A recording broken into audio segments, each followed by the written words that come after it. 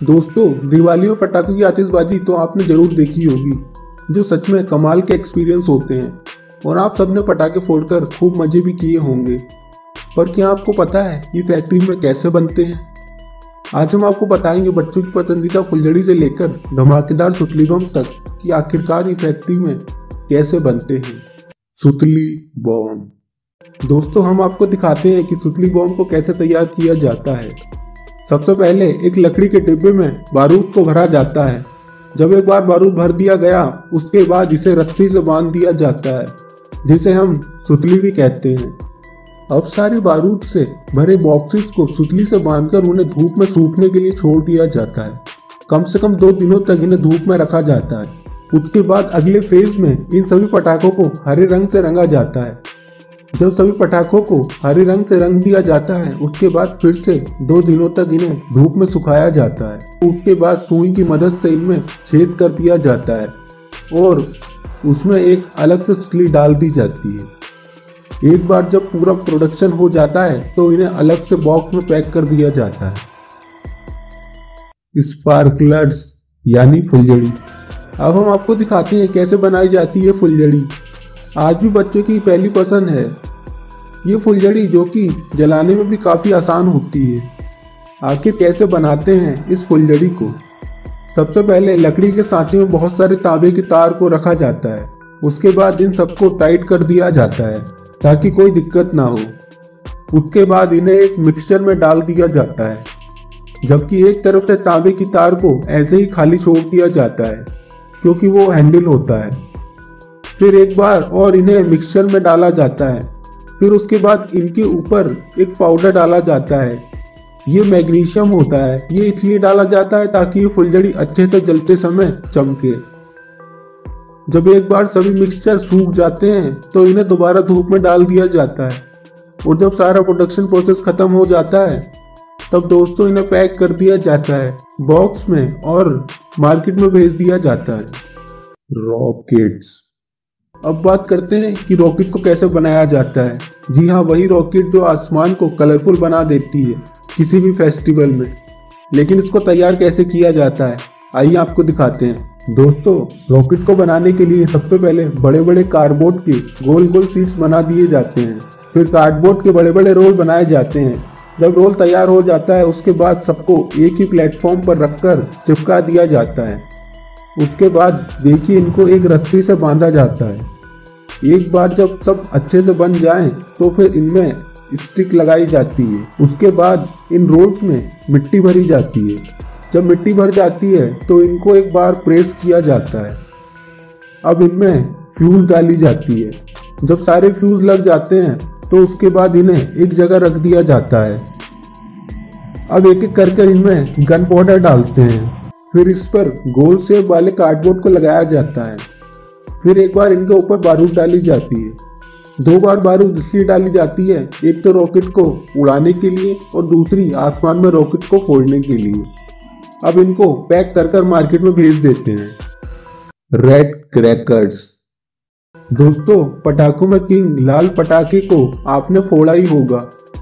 Market में सबसे ज्यादा डिमांड में रहने वाले ये पटाखे छोटे पैकेट से लेकर बड़े रोल तक हर एक साइज और अलग अलग रेंज में आते हैं, जो काफ़ी सस्ते भी होते हैं।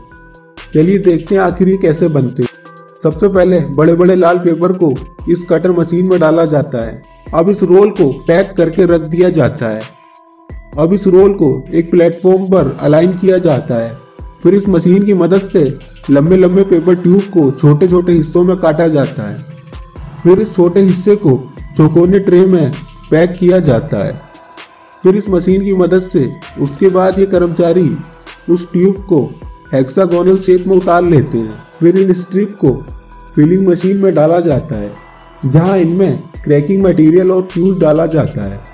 इसके बाद इन्हें कन्वेयर बेल्ट के जरिए मशीन में भेजा जाता है, जहां इनमें लगे फ्यूज को अच्छे से फिक्स किया जाता है। अब इनको पैक कर कर मार्केट में भेज देते हैं।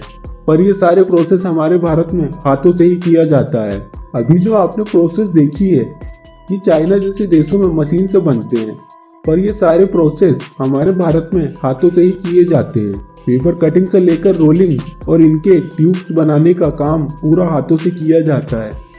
पेपर के इन लंबे ट्यूब्स को छोटे छोटे हिस्सों में काटा जाता है, फिर इन्हें राउंड फ्रेम में अलाइन किया जाता है। ऊपरी हिस्से में टिश्यू पेपर को चिपकाया जाता है और नीचे गीली मिट्टी को डाला जाता है। इसी मिट्टी के कारण अंदर के बारूद बाहर नहीं निकलते। सूखने के बाद इन्हें अंदर लाया जाता है और टिश्यू पेपर वाले साइड से इनमें होल किया जाता है। फिर इनमें गन पाउडर यानी बारूद डाला जाता है। बारूद इसके अंदर जितना ज्यादा होगा धमाका उतना ही बड़ा होगा। फिर इन्हें दोबारा बारूद के साथ इन फ्यूज में पेपर को चिपकाया जाता है। बाद में इन फ्यूज को छोटे छोटे पीस में काटा जाता है। फिर इन्हें हल्के बारूद के पेस्ट के साथ इन होल में गिराया जाता है। इस तरह फ्यूज को पटाखों में फिक्स कर इन्हें धूप में सूखने के लिए रखा जाता है। अब अच्छे से सूखने के बाद एक कर्मचारी इस मेटल फ्रेम को तोड़कर इन पटाखों को अलग कर लेते हैं। फिर अपने हाथों से इनके लड़े बनाकर पैक कर देते हैं। इस तरह ये पटाखे तैयार हो जाते हैं।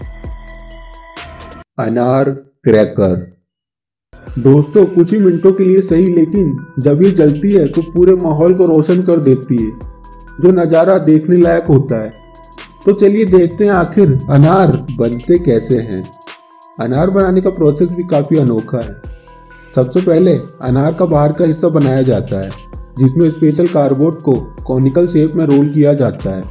उसके बाद बारूद के तौर पर मैग्नीशियम पोटेशियम नाइट्रेट का मिक्सचर डाला जाता है। अब नीचे से कार्डबोर्ड प्लग लगाकर इसे बंद कर देते हैं। फिर इसके बेस को मजबूत बनाने के लिए मिट्टी की कोटिंग की जाती है, जिससे अनार पूरी तरह से सील हो जाता है। जब अनार सूख जाती है तो इसके ऊपर होल करके इनमें फ्यूज को बारूद के साथ डुबाकर होल में इंस्टॉल किया जाता है। फिर इसे फिनिशिंग टच देने के लिए पहले लाल पेपर से कवर करते हैं, फिर ऊपर चमकीले पेपर से रैप करके स्टिकर चिपकाया जाता है। फिर इन्हें डिब्बे में पैक करके मार्केट में भेज दिया जाता है। स्काई शॉट क्रैकर दोस्तों दिवाली में लाइटिंग का बहुत ज़्यादा वैल्यू होता है और इस मामले में स्काई शॉट सबसे आगे हैं, जो पूरे आसमान को चमका कर रख देते हैं। आजकल तो मार्केट में ऐसे ऐसे पटाखे आ गए हैं जो पूरे आसमान को कलर और डिजाइनिंग से भर देते हैं।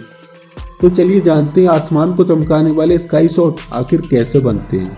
दोस्तों स्काई शॉट बनाने के सारे प्रोसेस रॉकेट से हूबहू मिलते हैं, बस फर्क है तो उनके काम करने का मैकेनिज्म। इसमें कार्डबोर्ड प्लग कटिंग से लेकर पेपर ट्यूब और कंप्रेसिंग प्रोसेस से लेकर बारूद डालने तक के सारे काम सेम ही होते हैं। जिस तरह रॉकेट डबल शॉट में होते हैं, उसी तरह ये मल्टी शॉट में कलर और डिजाइनिंग के साथ बने होते हैं, जिसमें कुछ इस तरह के मैकेनिज्म काम करते हैं। ये मैकेनिज्म आसमान में जाने के बाद ही अपना काम करते हैं। सबसे पहले इसमें सेंटर वाले शट को ट्रिगर किया जाता है, जिसके बाद इसके साइड वाले शट इग्नाइट हो जाते हैं और फिर अलग अलग डायरेक्शन में जाकर थोड़ी देर बाद फटती है। इस तरह आपको आसमान में मल्टी कलर स्काई शॉट का नज़ारा देखने को मिलता है। चक्री क्रैकर दोस्तों चक्री फोड़ने में एक अलग ही मजा है, और क्यों ना हो, ये है ही इतनी कमाल। सिर्फ कुछ ही सेकंड में पूरा पैसा वसूल। तेजी से घूमते हुए इसकी लाइटिंग काफी शानदार दिखती है। तो चलिए जानते हैं आखिरी फैक्ट्री में कैसे बनते हैं। दोस्तों चक्री बनाने का प्रोसेस काफी आसान है। सबसे पहले एक लंबे कागज को रोल करके ट्यूब्स को तैयार किया जाता है। इसके बाद इसमें गन पाउडर यानी मसाले भरे जाते हैं। फिर बाद में एक रोड की मदद से इन ट्यूब्स को एक साथ रोल किया जाता है। फिर बाद में इन्हें निकालकर इस तरह सांचे में रखा जाता है ताकि इनके शेप में चेंज ना हो। अब रोल किए गए ट्यूब्स के ऊपर स्टिकर और नीचे कवर लगाया जाता है, जिससे चक्री जलने पर तेजी से घूमती है। बाद में इन पर लेबल लगाकर बॉक्स में पैक कर देते हैं। इस तरह चक्री बनकर मार्केट में आ जाती है। आप दिवाली पर सबसे ज्यादा किस पटाखे को फोड़ना पसंद करते हैं, हमें कमेंट कर बताएं। वीडियो को लाइक करें और फैमिली फ्रेंड्स के साथ शेयर करें। इस तरह की रोचक वीडियो को देखने के लिए आप हमारे चैनल को सब्सक्राइब करें। ये बिल्कुल फ्री है। धन्यवाद।